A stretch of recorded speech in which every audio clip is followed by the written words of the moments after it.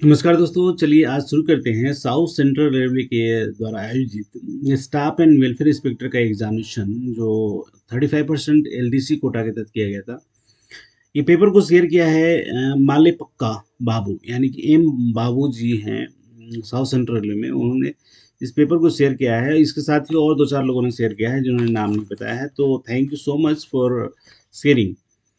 Instruction आपके screen पे है। जो एग्जामिनेशन है 2 आवर्स के हैं और जो पेपर्स है वो 100 मार्क्स के हैं। तो इस स्क्रीन पे आपके इंस्ट्रक्शन है। क्वेश्चन जो है वो 110 है। बाकी हर बार की तरह इस बार भी इंस्ट्रक्शन पढ़ना उचित है। ठीक है, चलिए। ये इस तरह का पेपर है जिसको ये किया जा सकता था, तो चलिए इसको यहाँ पे समाप्त करते हैं फर्स्ट ऑफ ऑल, और फिर हम चलेंगे वर्ड की फाइल की तरफ। ठीक है, तो चलिए आपकी स्क्रीन पे वर्ड की फाइल आ गई है। अ, चलिए जो देखते हैं, ये क्वेश्चन है number 1। A sum of money, यहाँ पे वो छूट गया है। A sum of money at simple interest amount to rupees 815 in 3 years and to rupees 854 in 4 years, the sum is। यानी कि ये सिंपल इंटरेस्ट का एक क्वेश्चन है जिसमें कहा गया है कि 815 रुपये 3 साल में होते हैं और चौथे साल के लिए जो है वो 854 रुपये होते हैं। यानी कि एक साल जो मनी है वो कितना है, ये आपको बताना है। ठीक है, तो चलिए हम चलते हैं इंस्ट्रक्शन वाले उस पेपर पे और वहाँ पे हम सॉल्व करने का प्रयास करते हैं। देखिए क्वेश्चन जो है वो ये है। क्वेश्चन जो है ये है, और यहाँ पे मैं आपको बताने का प्रयास करूँगा कि इसे कैसे सॉल्व कर सकते हैं। देखिए जो 3 साल का ये है वो है 800, यहाँ पे 850 15 रुपीज़। ठीक है, तो ये है 3 इयर्स के लिए। अगर 4 इयर्स के लिए जाता है तो 500, नहीं, 854 रुपीज़ 4 ईयर। तो इसको अगर माइनस करेंगे तो ये मतलब इसमें अगर ये माइनस करेंगे तो 1 साल का निकल जाएगा। तो आप यहाँ पे 854 माइनस 815 करेंगे तो ये आ जाएगा 9 5 15 14। तो ये आएगा 39 रुपीज़। इंटू 3 इयर्स करेंगे तो 117 रुपये आ जाएगा। ठीक है, अब 117 रुपये है तो इसको माइनस कीजिए 1815 माइनस 117, तो ये आ जाएगा आपको 698 रुपीज़। ठीक है, ये मेरे ख्याल से समझने के लिए इजी है। ठीक है, फिर से एक बार ट्राई कर लेता हूँ ताकि आपको ये क्वेश्चन सिंपल इंटरेस्ट का है। आपने पढ़ा होगा तो फिर आपके लिए कोई इशू नहीं होनी चाहिए। ठीक है, देखिए यहाँ पे 815 रुपया है, यहाँ पे 854 रुपया है जो 4 साल के लिए है। यानी कि अगर इनको माइनस करेंगे तो 1 साल में ये जो बढ़ के ये होता है वो 39 रुपीज़ होता है। ठीक है, अब अगर 39 रुपीज़ 1 साल का है तो 3 साल के कितने हो जाएंगे, सिंपल सा। ठीक है, तो ये बन जाएगा 9 3 जा 27। ठीक है, और 3 3 9। ठीक है, तो 9 और 2 1, 117 रुपये जो हो जाएंगे वो 3 साल के हो जाएंगे। तो अब इसको माइनस कर लीजिए। 815 में 117 अगर माइनस करते हैं तो ये आ जाएगा 8715। और फिर यहाँ पे 10 हो जाएगा, 10 में से 1 गया तो 9 हो जाएंगे, और यहाँ 7 बचा, 7 में से 1 जाएगा तो ये 6 बन जाएगा, जो हमारा आंसर बी होगा। ठीक है, यहाँ पे क्लियर हो जाएगा मेरे ख्याल से। इसको दोबारा बताने की ज़रूरत नहीं पड़ेगी। ठीक है, चलिए इसे हम इरेज कर देते हैं। ठीक है, फिर से देखिए क्वेश्चन नंबर 2 कहता है सम of rupees 12,500 amount to rupees 15,500 in 4 years at the rate of simple interest. What is the rate of interest? अब यहाँ पे रेट ऑफ इंटरेस्ट निकालना है, ठीक है।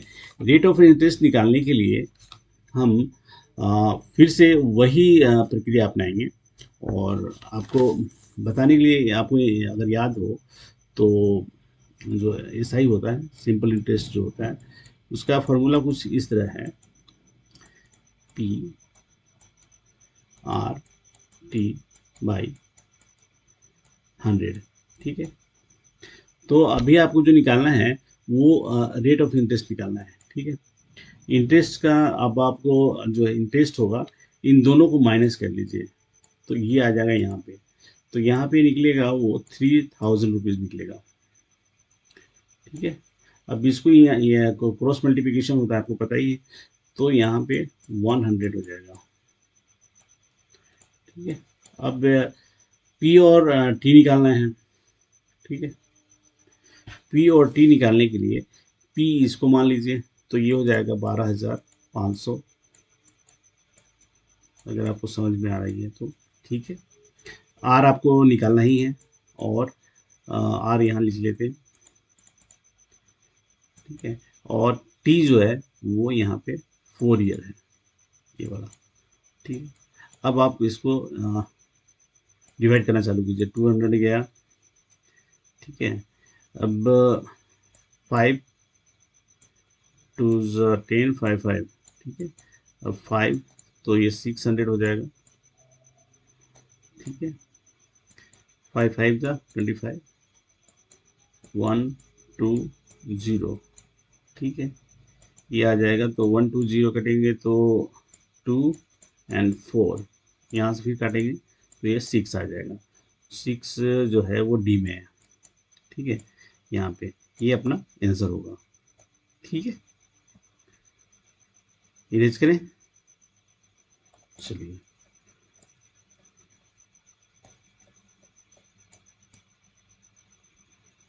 चलिए इरेज कर देते हैं। फिर उसके बाद ये एक नया ट्रेंड चल रहा है, ये साउथ सेंट्रल रेलवे ने स्टार्ट किया है।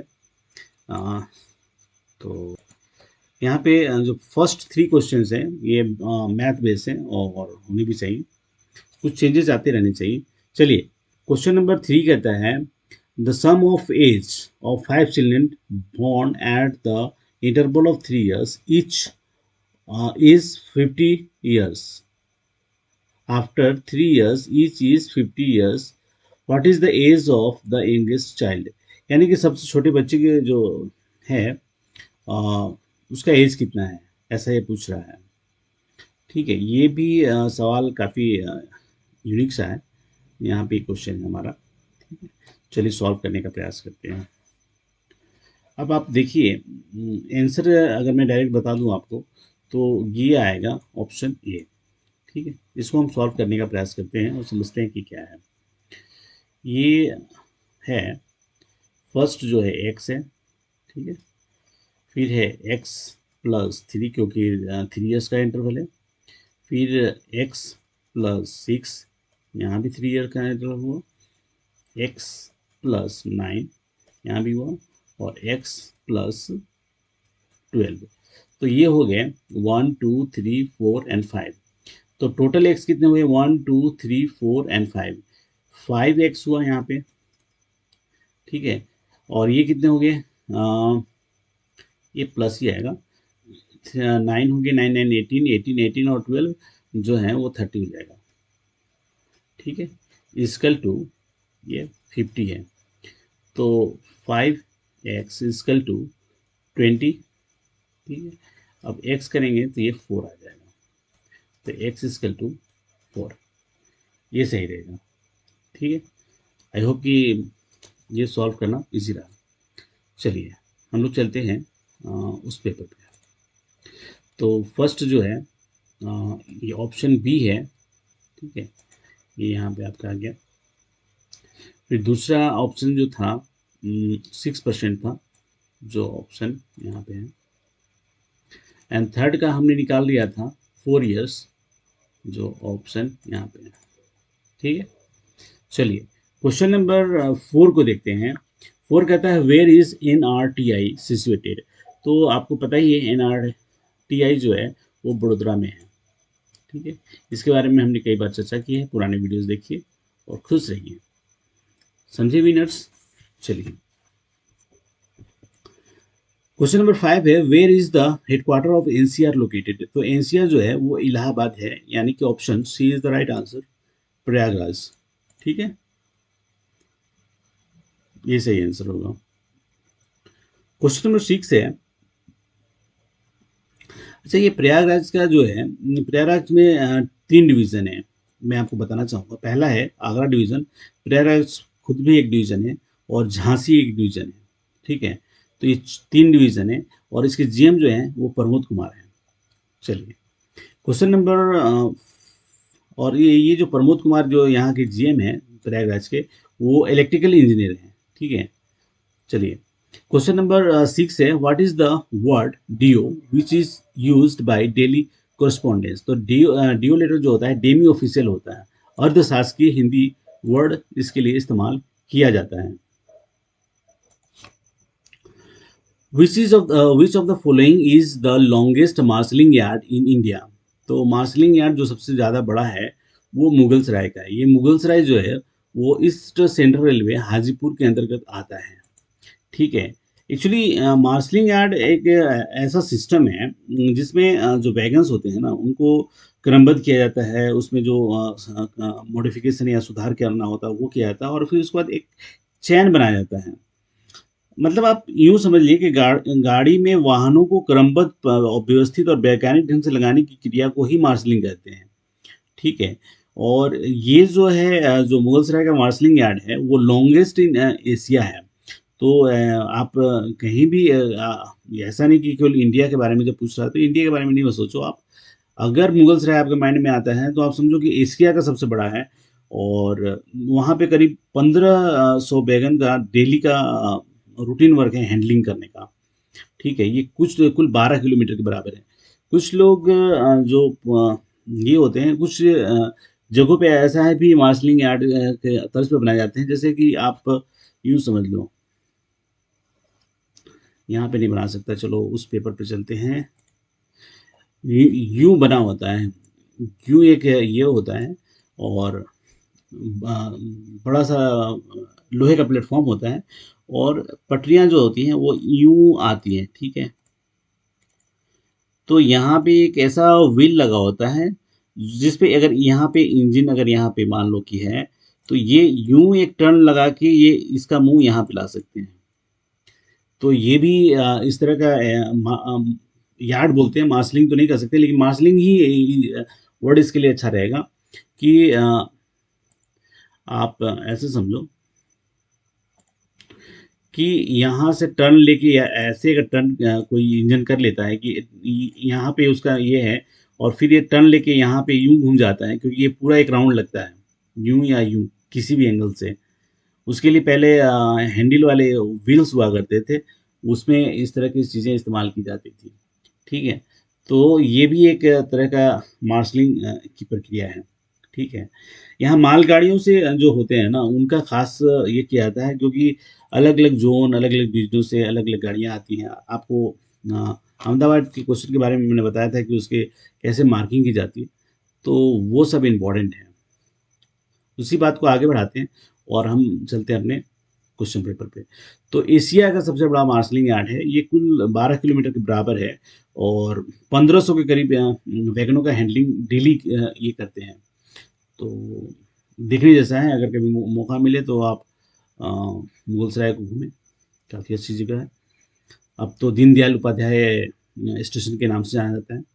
चलिए, क्वेश्चन नंबर हम 8 को देखते हैं। शताब्दी express was introduced in commemorate 100th birth anniversary of which leader. तो ये जो है वो JL नेहरू के बर्थ एनिवर्सरी पे किया गया था और आज के जो ज्योतिरादित्य सिंधिया हैं उनके पिता माधवराव सिंधिया ने इसका उद्घाटन किया था मेरे ख्याल से। ठीक है, ये काफ़ी अच्छे और स्मार्ट लीडरों में से गिने जाते थे जिनका हवाई दुर्घटना में निधन हुआ था। तो ये उन्होंने जब ये किया था तो ये नई दिल्ली से ग्वालियर के बीच चालू किया था। ठीक है, और ये 10 जुलाई 1988 के करीब चालू किया गया था। मुझे एग्जैक्ट याद नहीं, लेकिन आप देख लेना, ठीक है। तो चलिए क्वेश्चन नंबर हम 9 को देखते हैं। When was the first electric train introduced in India? तो ये 3 फरवरी 1925 को इंट्रोड्यूस किया गया था। यही इसका सही आंसर होगा, ठीक है, यही सही इसका आंसर होगा। और ये जो है ये बॉम्बे बीटी से कुर्ला हार्बर के बीच में चला था, ठीक है। क्वेश्चन नंबर 10 कहता है in which category direct recruitment is not done? तो ग्रुप बी में जो है ना वो नहीं किया जाता है, ये कई बार बताया गया है, ठीक है। चलिए क्वेश्चन नंबर 10 का group B is the right answer. What is the age relaxation for direct recruitment for SC/ST candidate? तो देखिए 3 साल जो है वो OBC के लिए है और 5 साल जो है ना वो ST/SC के लिए है, ठीक है, यही सही आंसर होगा। चलिए क्वेश्चन नंबर 12 कहता है कि how many candidates can be appointed on scout and guide quota in group C per year per zonal railway? तो ये 2 हैं, ठीक है। कहीं कहीं कुछ कुछ जगहों पे रिवाइज नहीं होने की वजह से ये 4 मेरे ख्याल से मैंने कहीं बताया हो, लेकिन आज की डेट के हिसाब से ये इसे रिवाइज कर लीजिए ये, और आप चाहें तो मास्टर सर्कुलर भी पढ़ें तो ज़्यादा अच्छा रहेगा। चलिए क्वेश्चन नंबर हम 13 को देखते हैं। How much percentage of running allowance is taken for calculation of settlement dues of an employee? Option a 30%, b 55%, c 50% and D is 60%। The right answer is 55%, b, option B is the right answer, ठीक है। चलिए question number हम 14 को देखते हैं। What is the revised medical category classification for unified commercial and ticketing staff in railway? तो अभी जो RB नंबर 28/2018 है उसके हिसाब से B2 है, ठीक है। तो इसे यहाँ पे ये आंसर होगा। क्वेश्चन नंबर 15, ये अक्सर मैं बातें करता हूँ कि स्टैंडर्ड फॉर्म है उनको कि जितनी बार भी आप पढ़ सके पढ़िए, याद कर लीजिए। क्वेश्चन नंबर 15 कहता है standard form number dash is issued for appointing inquiry officer in major penalty cases? तो option B is the right answer, ठीक है।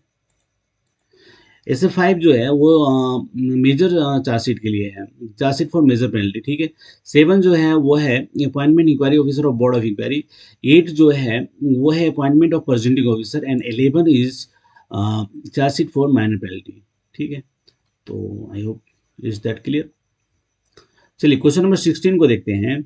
What is the minimum distance a railway employee has to travel beyond the place of work to be eligible for drawal of traveling allowance? तो 8 kilometers is the right answer. Option B is the right answer. चलिए question number 17 है in case of a staff category as continuous if the place of residence is beyond 1.6 kilometer from the place of work, 7 hours of split duty is treated as equivalent to 8 hours of normal duty. Is that clear? Option D is the right answer.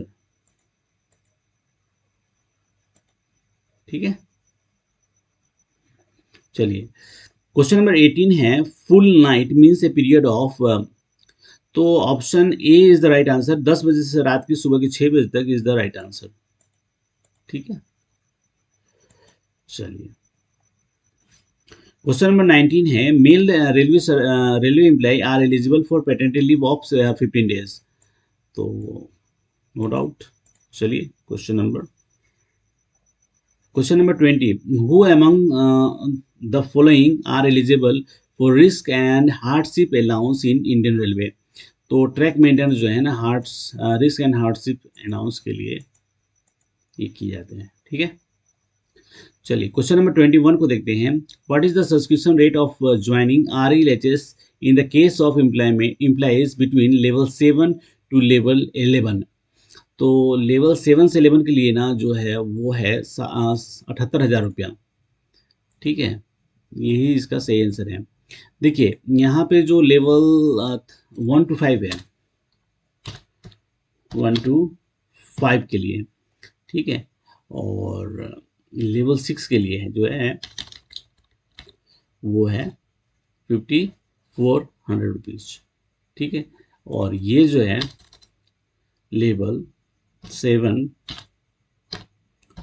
To 11 तक के लिए, ठीक है। और 1,20,000 रुपया जो है level 2 और अदर्स जो हैं उनके लिए, ऊपर वाले जो हैं उनके लिए 1,20,000 रुपये, ठीक है। तो ये पूरी तरह से कंप्लीट हो गया। चलिए क्वेश्चन नंबर 22 को देखते हैं। Rule 311 of railway servant conduct rule Rule 1966 state that every railway servant at all time, option A, maintain absolute integrity, B, maintain devotion to duty, and D, do nothing unbecoming of a railway servant, and D is all of the above। तो यहाँ पे जो है वो option D correct है, all of the above जो है वो सही होगा। जो रेलवे सर्विस कंडक्ट रूल है, ये आप समझिए कि जैसे घर में एक लिमिटेशन, एक दायरा बना होता है, इसी तरह सर्विस कंडक्ट रूल के भी नियम है, जिसका आजकल बहुत ज़्यादातर पर वायलेशन देखा जा रहा है। लोगों की नेतागिरी जो है वो बहुत ज़्यादा बढ़ गई है, चाहे ड्राइवर हो, गार्ड हो या किसी भी कैटेगरी के आदमी हो, लोग कंडक्ट रूल 20 का बहुत ज़्यादा वायलेशन कर रहे हैं। और मेरा मानना है कि अगर डीआरएम चाहे तो उनको रिमूव फ्रॉम सर्विस कर सकते हैं और फिर उसके बाद रीस्टेट भले करें, लेकिन किसी नेता का जो इन्वॉल्वमेंट है वो आजकल काफ़ी बढ़ गया है। तो इसके लिए C3 जो रेफरेंसेस होते हैं वो उनके जवाब भी पर्सनल डिपार्टमेंट को काफ़ी देना पड़ता है, जो कि गलत है। इतना इन्वॉल्वमेंट नहीं होना चाहिए। कंडक्ट रूल 20 का वायलेशन है। तो ये विचार मेरे हैं, रेलवे के नहीं है। रेलवे तो देती रहती है। तो ये मैं कहना चाहता हूँ कि हमें अपने घर के जब नियम को बनाना और उनको अमल करने के लिए ज़रूरी है, तो रेलवे के जो कंडक्ट रूल हैं उनको इम्प्लीमेंट करना ज़रूरी है, ऐसा मैं मानता हूँ। और आप जहाँ कहीं भी हैं, अगर मुझे सुन रहे हैं, तो आप भी उस नियम को फॉलो कीजिए जो रेलवे सर्विस कंडक्ट रूल के अंदर आते हैं।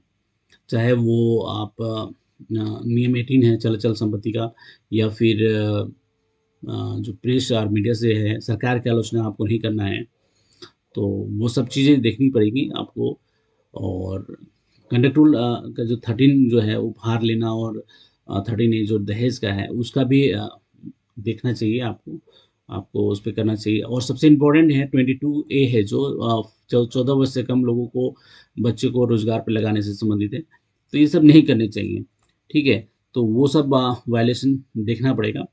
दूसरा ये है कि कंडक्ट रूल 22 जो है वो 8 घंटे पहले जो ड्राइवर लोग मादक पदार्थों का सेवन करते हैं उनको रोकने के लिए रखा गया है, वो भी इम्पोर्टेंट। क्वेश्चन नंबर 23 कहता है, in order to be eligible for hostel subsidy the educational institute should be at least 50 kilometres away from the place of residence of the employee. Option A is the right answer. Okay, question number 24 है, the ceiling for hostel subsidy is 6,750 rupees per month. तो ये भी important सवाल है। और एक और बात मैं आपसे कहना चाहूँगा कि कुछ क्वेश्चनों को आप 5 स्टार मार्किंग कर सकते हैं, ठीक है। तो वो ज़्यादा इम्पोर्टेंट होगा। जैसे ये आप ग्रीन में आप 5 स्टार रख सकते हैं। इसी तरह का क्वेश्चन जो है वो इम्पोर्टेंट है। ये इस तरह की चीज़ें जो मैं आपको बता रहा हूँ ये 5 स्टार में रख सकते हैं। यानी 5 स्टार का जो सवाल है, इसका कहने का मतलब ये है कि ये आउट क्वेश्चन है। आउट क्वेश्चन दैट मीन्स कि ये क्वेश्चन आने ही वाले हैं, किसी न किसी एग्ज़ाम में ये रिपीट होंगे। चाहे आप एपीयू की तैयारी कर रहे हैं या फिर किसी भी एग्ज़ाम की, ये सब क्वेश्चन जो है ना, ये 5 स्टार मार्किंग वाले जो मैं बता रहा हूँ अभी आपको, ठीक है। तो ये सब 5 स्टार मार्किंग है। ये क्वेश्चन मतलब नेक्स्ट किसी भी एग्जाम में कभी भी आपको टपक सकते हैं, आपके सामने प्रस्तुत हो सकते हैं। कहने का मतलब टपकना, कुछ और मतलब नहीं निकालें। ये तो 5 स्टार नहीं, इसको 7 स्टार मार्किंग मैं देना चाहूँगा। ये क्वेश्चन ऐसा है कि आपको 7 स्टार मार्किंग इसको समझिए आप, ठीक है। तो ये सब इम्पोर्टेंट है। ये क्वेश्चन मेरे ख्याल से मैंने कितनी एग्जामों में सॉल्व किया है, तो ये आप 5 स्टार मार्किंग रख सकते हैं। ठीक है, इस तरह से आप अपने क्वेश्चन को मार्किंग कर सकते हैं। एक और बात मैं कहना चाहता हूँ कि आप लोग हमेशा क्वेश्चन मांगते रहते हैं, वो अच्छी बात नहीं है। हमेशा आपको जहाँ जैसे सुविधा पड़ता है, आप अपने समय को निकाल के जहाँ से वीडियो से या जहाँ से टेलीग्राम से कहीं भी कुछ भी होता है, तो वो इम्पोर्टेंट है। ठीक है, मैं कुछ लोगों की सहायता कर सकता हूँ, सभी लोग मांगेंगे तो ये संभव नहीं है। ये देखिए, ये 7 स्टार क्वेश्चन है, ये हर बार कहीं ना कहीं किसी न किसी एग्जाम में आ सकता है। ठीक है, इसके अलावा जो है ये सब भी क्वेश्चन कहीं ना कहीं ये आ सकते हैं। ये देखो, ये 5 स्टार मार्किंग क्वेश्चन है, तो इस तरह के क्वेश्चन आपको अपने डायरी में मेंटेन करने चाहिए। ठीक है, तो ये मैं एक बताना चाह रहा था। ठीक है, ये मुगल सराय वाला जो भी है, ये हर बार किसी न किसी एग्जाम में आता रहता है। तो इस तरह की चीज़ें हैं, जब आप किसी भी एग्जाम की तैयारी करते हैं तो जो पर्सनल जो क्वेश्चन है, तो वो इम्पोर्टेंट हो जाते हैं और अपने क्वेश्चनों को मार्क करना चाहिए। बापी पोदार जो हैं, एक हैं हमारे व्यूवर, तो उन्होंने काफ़ी मेहनत किया हुआ है इसके ऊपर, तो वो काफ़ी एप्रिसिएशन के पात्र हैं। ठीक है, तो चलिए हम लोग चलते हैं नेक्स्ट क्वेश्चन पे, जिस पे फोकस किया जाए। क्वेश्चन नंबर 25 है, standard hour of duty for intensive classification dash per hours और वीक। तो इसका जो सही आंसर है वो है option a, 42 hours per week. ठीक है, चलिए क्वेश्चन नंबर 26 है, what is the minimum qualifying service required for pension. तो ये जो है 10 ईयर्स हो जाएगा। Option A is the right answer. ठीक है,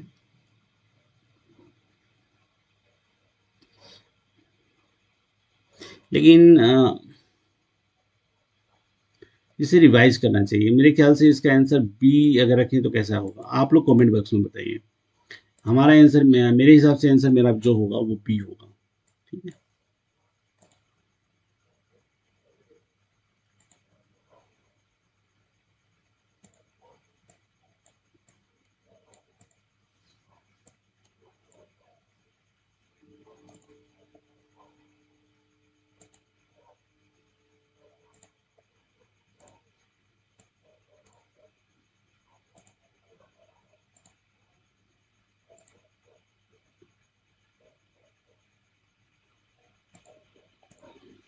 चलो ऑप्शन सी को हम 26 पे रखते हैं। कई बार मुझे भी पढ़ने और वो सब करने में काफ़ी ये होता है। जैसे यहाँ पे बताना उचित रहेगा कि यहाँ पे ये जो 48 आवर्स है वो कंटिन्यूअस के लिए है, और 42 आवर्स जो है वो इंटेंसिव क्लासिफिकेशन के लिए है।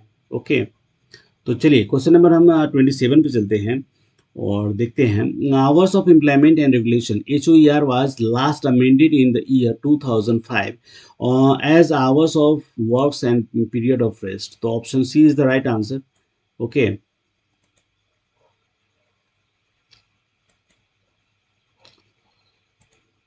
चलिए क्वेश्चन नंबर 28 है, in case of intensive worker dash means period of duty hours 8 hours over 8 hours.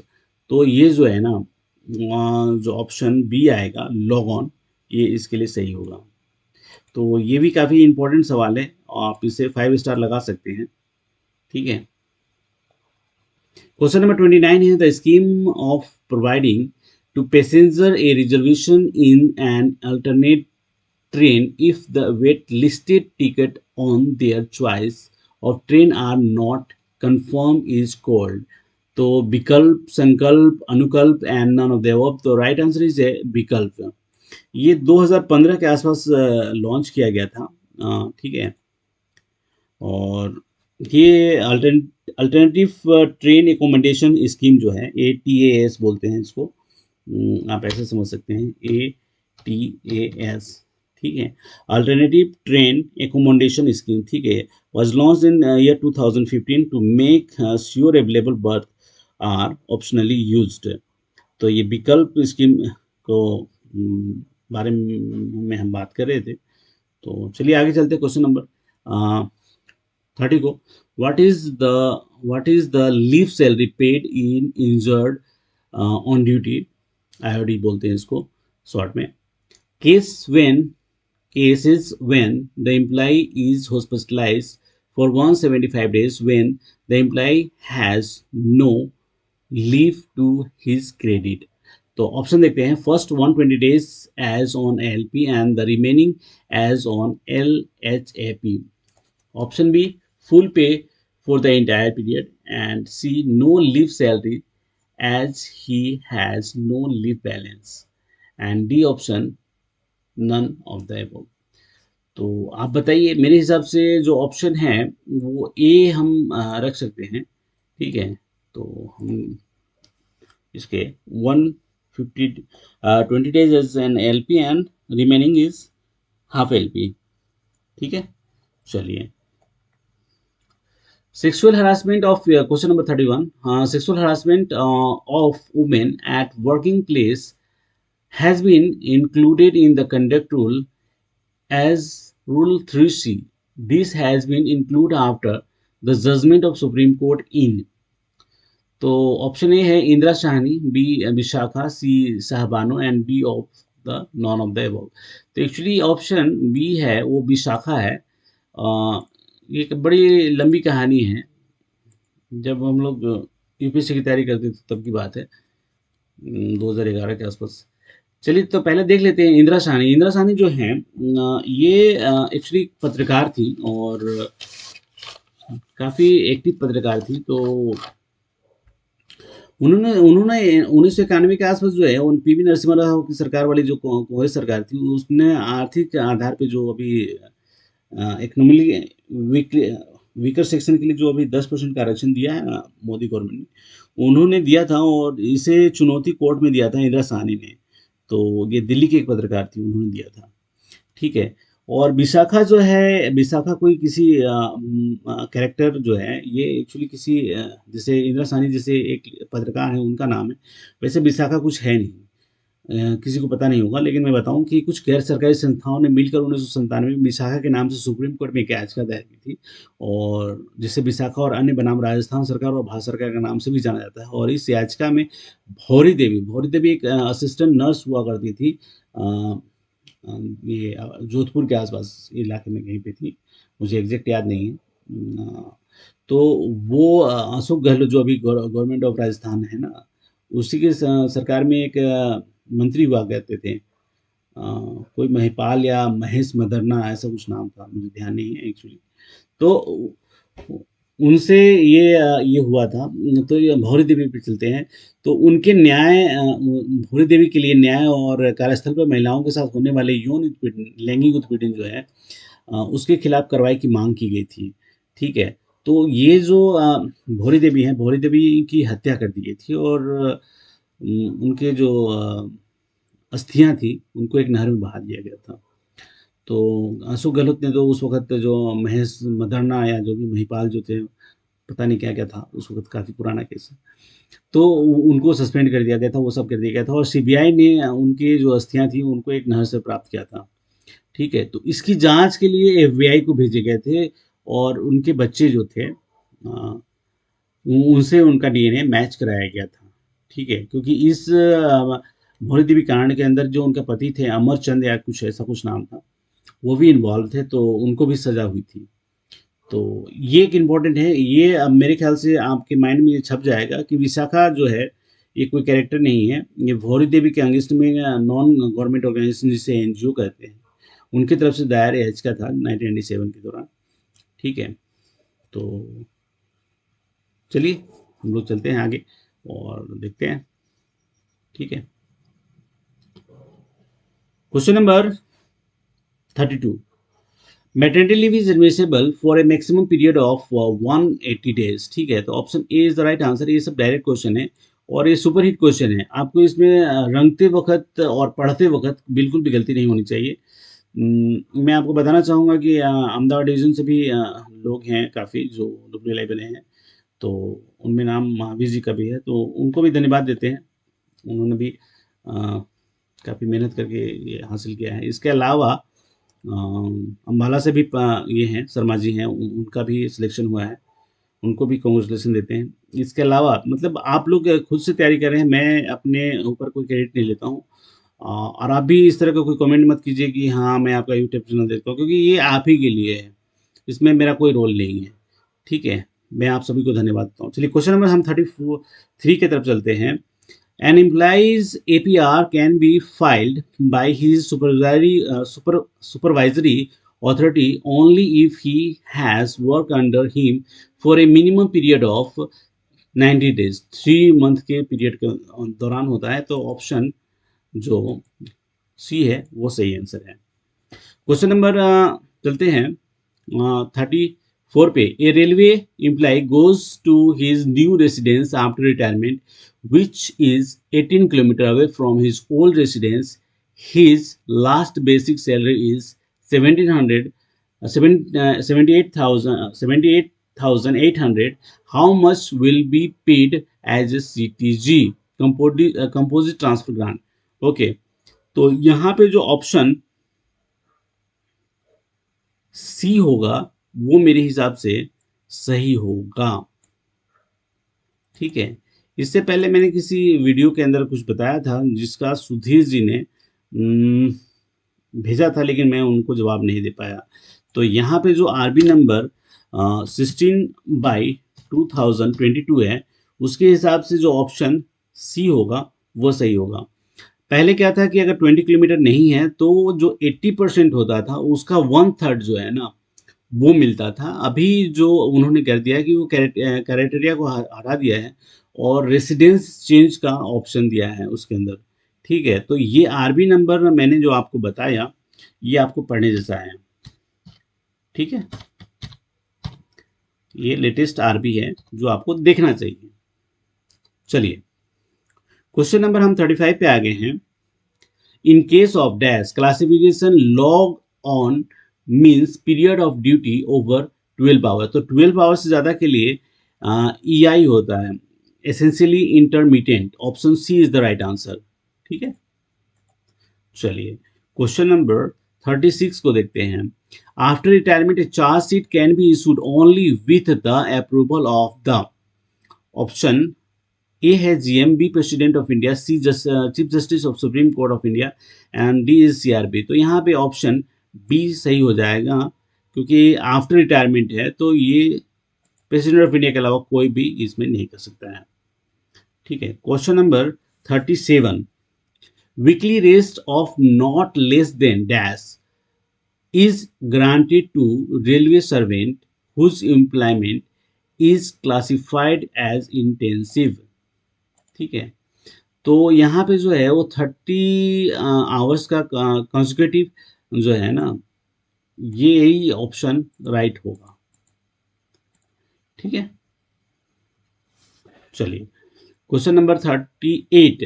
After retirement a superannuation a railway employee may be permitted to retain the railway accommodation on normal licence fee up to the period of 4 month.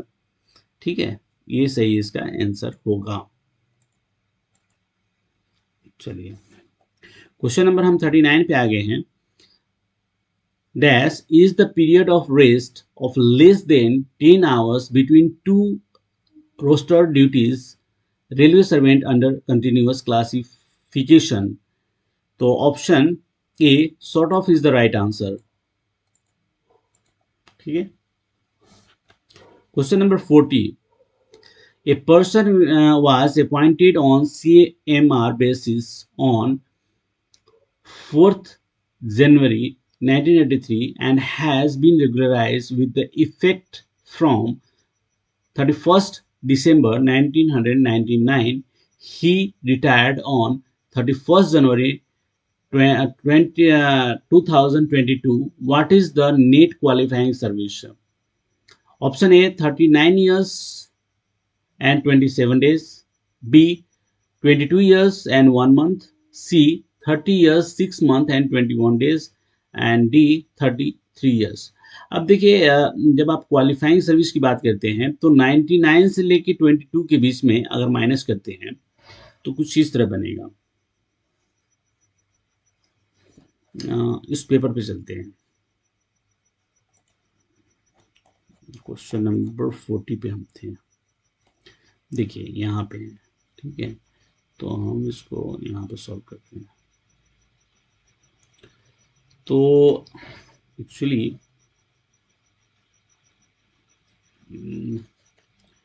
पहले यहाँ लिखते हैं 39 है ना, फिर भी नीचे चला जा रहा है, ठीक है।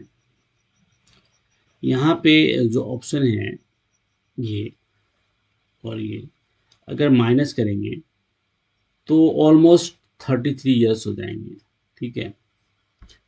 और अगर नहीं भी होते हैं तो यहाँ पे जो ईयर्स हैं इससे और इनके बीच में माइनस करने के बाद जो 50% लेते हैं तो 33 ईयर्स क्वालिफाइंग सर्विस से ज़्यादा नहीं जाएगा।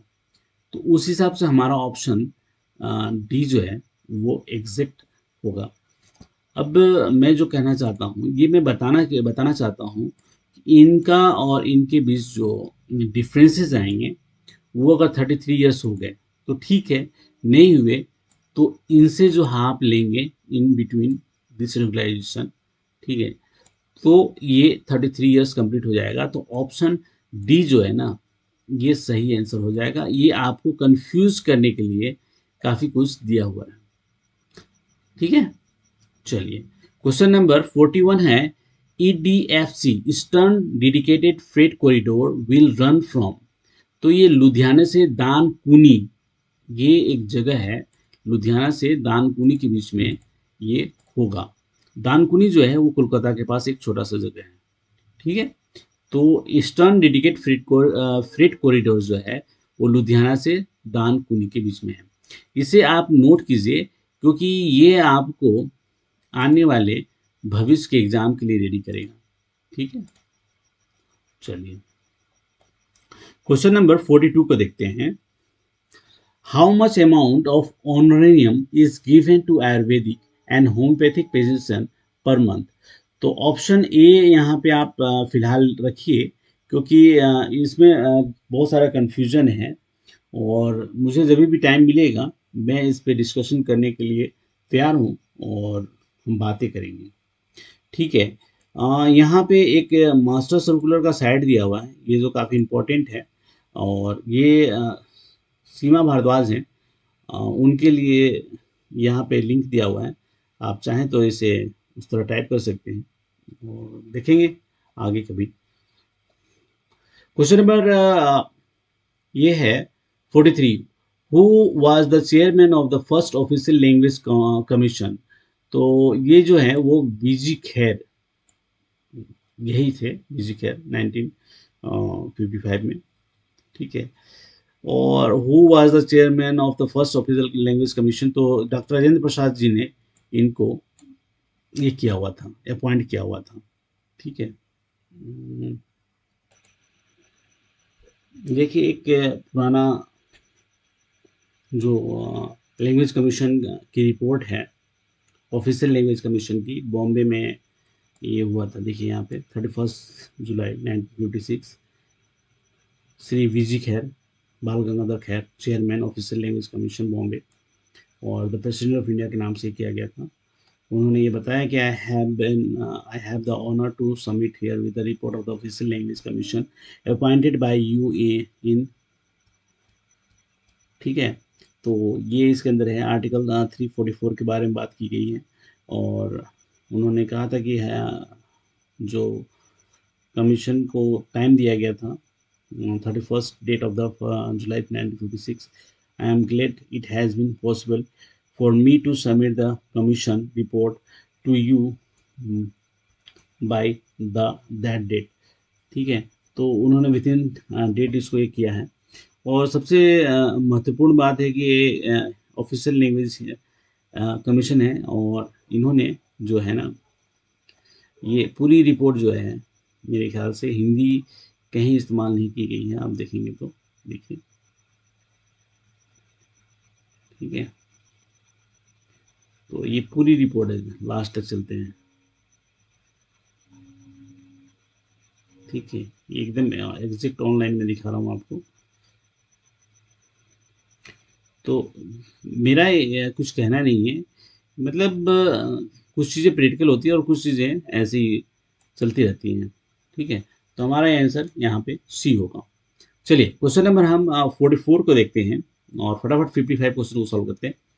हाँ, into how many regions Indian state have been classified according of the official language rules? तो लैंग्वेज रूल्स के हिसाब से 3 हैं, ए बी सी। ठीक है, ये देखिए क्वेश्चन नंबर ये जो है ना, ये काफ़ी इंपॉर्टेंट और 5 स्टार रेटिंग है। इसमें देखते ही आप रंगने के प्रयास करेंगे और गलती करने की संभावना बढ़ जाती है।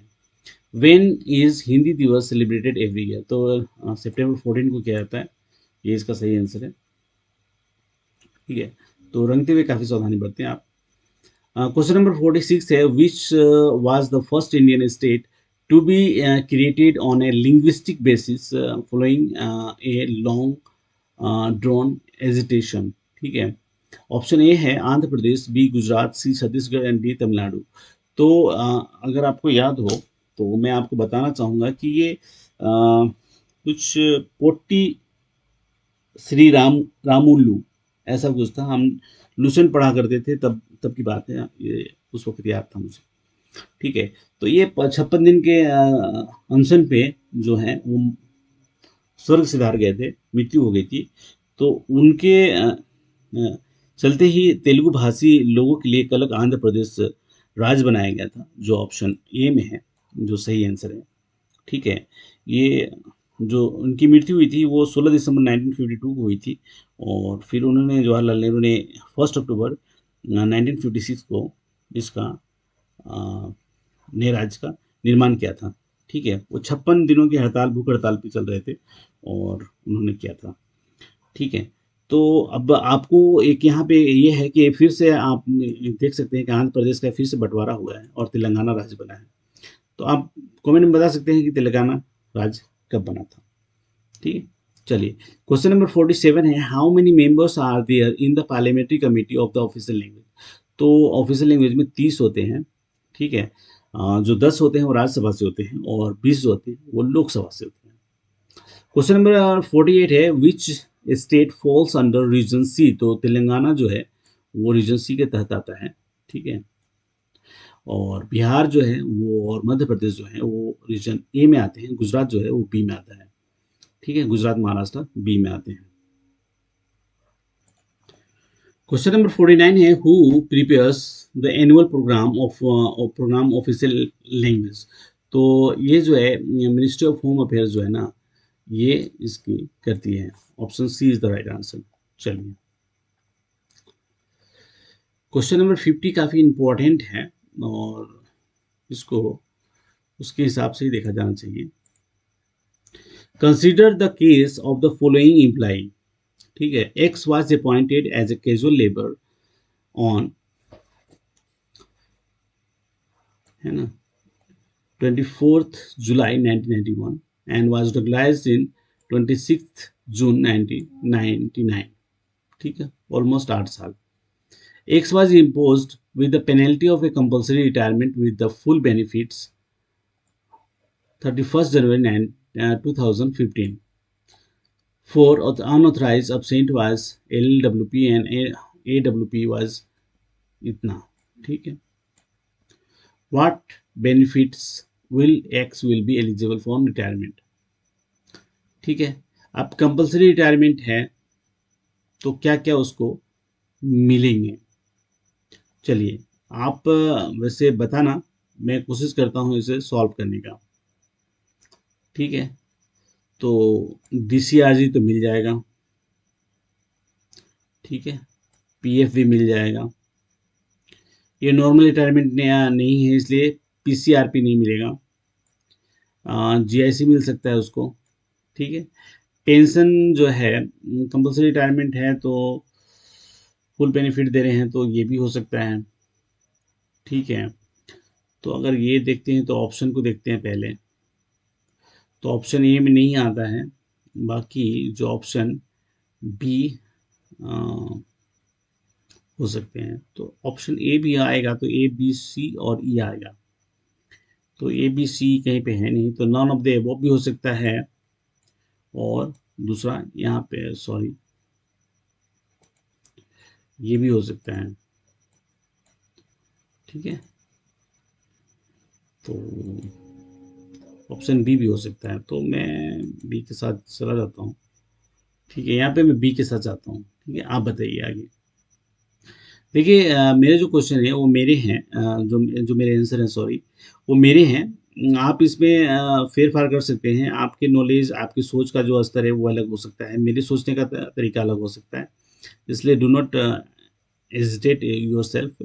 तो आपको बहुत ज़्यादा गुस्सा करने की ज़रूरत नहीं है। हमारे विचार मिलने चाहिए, हमारा एक ही मकसद है, आपकी सफलता। क्वेश्चन नंबर 51 है, under which DR rule is common proceeding where more than one employee is involving initiated. तो जहां एक से अधिक कर्मचारी हैं वहां पे कॉमन प्रोसीडिंग रूल नंबर 13 के तहत किया जाता है। यही इसका सही आंसर है। ठीक है, चलिए क्वेश्चन नंबर 55 की तरफ बढ़ रहे हैं हम। क्वेश्चन नंबर 52 है, for what period can an employee be allowed to retain the railway quarter when punishment of compulsory retirement has been imposed. ठीक है, ऑप्शन ए है 2 months on normal rent, b है 4 month on normal rent, option c है 6 month on normal rent, and D is 8 month on normal rent. तो जो option B है वही इसका सही आंसर होगा। ठीक है, 0 4 मंथ। कुछ लोग कह सकते हैं यार ये कंपल्सरी रिटायरमेंट है तो इसको क्यों नहीं रिजर्वेशन डिसमिसल एंड रिमूवल के अंतर्गत लेते हैं आप। तो अगर उसके अंतर्गत लेते, अगर इसको बाय द वे ऐसे है नहीं, इस क्वेश्चन का answer 4 month on normal rent ही होगा। लेकिन अगर लेते तो 1 मंथ होता, जो ऑप्शन में नहीं है। ठीक है, तो रिजिग्नेशन डिसमिसल एंड रिमूवल के लिए 1 मंथ है। चलिए क्वेश्चन नंबर हम 53 पे आ गए हैं। What is the time limit for appointing a defence counsel under DR proceedings. तो इसके अंदर जो है 20 दिन के अंदर हो जाना चाहिए इंक्वायरी ऑफिसर के अपॉइंटमेंट से। ठीक है, तो चलिए ऑप्शन को देखते हैं। ए है within 7 days of the appointing an inquiry officer, b within 21 days of appointing an inquiry officer, c within 20 days of appointing in an inquiry officer, and D is within 45 days of appointing an inquiry officer। ठीक है, तो option C is the right answer. ठीक है, हम इसे solve कर लिया है। चलिए क्वेश्चन नंबर 54 पे आ गए हैं। In DAR cases under which rules can an appeal be made to the President of India. ठीक है, तो ऑप्शन सी जो है और rule number 31 is the right answer. ठीक है, रूल नंबर 31 में कहा था right to submit petition to the President, ये इसका सही आंसर होगा। 6 जो है वो पेनल्टी से रिलेटेड है, ये 6 जो है वो पेनल्टी से रिलेटेड है, एंड 24 जो है special provision for non gazetted staff से रिलेटेड है। ठीक है, तो ये 54 हो गए। एक और क्वेश्चन को सॉल्व करते हैं हम। क्वेश्चन नंबर 55 है, in DAR cases the provision for review in given under which rules. तो जो रिव्यू का है ना, वो मेरे ख्याल से 25 ये है, और 25 जो है वो रिवीजन है। तो यहाँ पे यही सही आंसर होगा। ठीक है, 21 जो है, 21 क्या है, form and content and submission of appeal है। ठीक है, और यही है इसके अंदर। 23 ए है, पता नहीं क्या है, मुझे भी ध्यान नहीं है। Implementation in order of in appeal ऐसा कुछ है। ठीक है, तो चलिए हमने 55 क्वेश्चन को सॉल्व कर, एक और सॉल्व कर लेते हैं, 56 कर देते हैं। क्वेश्चन नंबर 56 है, the rate of contribution of the employer in case of central government employee in NPS is. ठीक है, एम्प्लॉय की बात नहीं हो रहा है, एम्प्लॉयर की बात हो रही है, तो ये हो जाता है 14%। Option C is the right answer. ठीक है,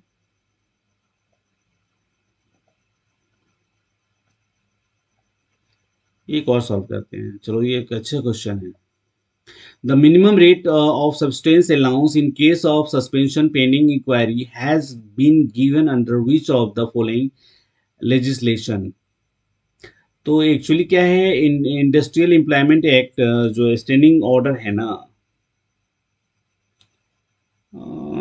हाँ, इंडस्ट्रियल एम्प्लॉयमेंट यही होगा इसका answer. Option d is the right answer. ठीक है, यही इसका सही सही आंसर होगा। क्वेश्चन नंबर 58 है, trade union act came into effect from, तो ये 1 जून से स्टार्ट हुआ था, 1 जून 1927। ठीक है, तो ये यहाँ पे सही आंसर ये हो जाएगा। ठीक है, चलिए 60 तक सॉल्व कर लेते, अब सॉल्व कर ही रहे हैं तो। As per factory act, a child means a person who has not attended the age of 15। Option d is the right answer. Okay, चलिए 60 कहता है, according to the payment of wages act, the minimum wage period should not exceed 30 days. Option A is the right answer.